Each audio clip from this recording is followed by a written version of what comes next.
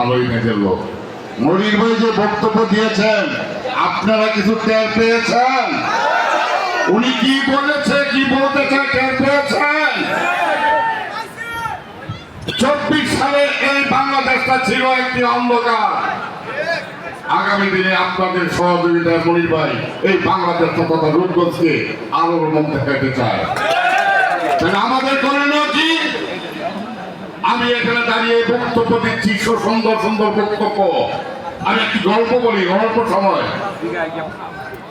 এক রোগী, আমাশা রোগী, ডাক্তারের কাছে অনেক ডাক্তার দেখাচ্ছে, তার আমাশা ছাড়ে না। অনেক ডাক্তার দেখার পরে ছোট্ট একটা ডাক্তারের কাছে গেছে, ভাই আমার তো আমাশা ছাড়ে না। আপনি এই ট্যাবলেটটা খেয়ে আসেন, ওষুধ দিতে 7 দিন পরে আসেন। এমন গেল 7 দিন খাইতে, তার সাথে 21 দিন থেকে এর রোগ আর ছাড়ে না। ওই ডাক্তার বলতেছে যে ভাই আপনি পানি খান কোথা থেকে?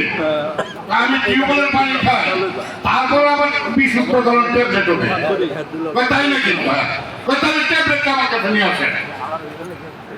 তখন বিশুদ্ধ করে ট্যাবলেট ডাক্তারের কাছে নিচ্ছে, নেওয়ার পর ডাক্তার ল্যাবে টেস্ট করে দেখে এই ট্যাবলেটটা দিয়ে আমার শান্তি পালো। অতএব সাবধান, আমরা যেটা বলি, আমরা যদি বলি ভাই সত্যিকারের প্রেমিক হয়ে থাকি, তাহলে আমাদেরকে সুস্থ হতে হবে। আমরা খাওয়া এই রূপগঞ্জের বিএনপির ভোট চাওয়ার মতো অধিক